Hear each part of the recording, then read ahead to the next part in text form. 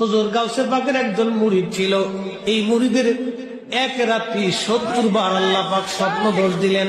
উনি চিন্তায় পড়ে গেলেন, ব্যাপার কি করে ফজরের নামাজ পড়ে আল্লাহ নবীর খেদমতে গেলেন। এই কথা হুজুর গাউসে পাকের কাছে উনি বলবেন, বলার আগে হুজুর গাউসে পাক মুস্কি হাসি দিয়ে বললেন, বাবা তোমার 70 বার স্বপ্ন দোষ হয়েছে, এর হাকিকত জানার জন্যই তো তুমি আমার কাছে আসছো। আমার ঘটনা ঘটেছে স্বপ্নে, আমি ছাড়া আল্লাহ ছাড়া কেউ জানে না, আপনি কেমনে বলে দিলেন? হুজুর গাউসে পাক ডাক দেখে, বাবা একদিন মুরাকাবা মুহাসাবার মধ্যে আমি বসে গেছি। মুরাকাবা করতে করতে আমি লৌহে মাহফুজের পৃষ্ঠা উল্টাইতে লাগলাম। লৌহে মাহফুজের পৃষ্ঠা উল্টাই দেখি তোমার তকদীরের পৃষ্ঠার মধ্যে ঢুকে দেখি তুমি 70 বার জিনা করে তুমি জাহান্নামে চলে যাবা।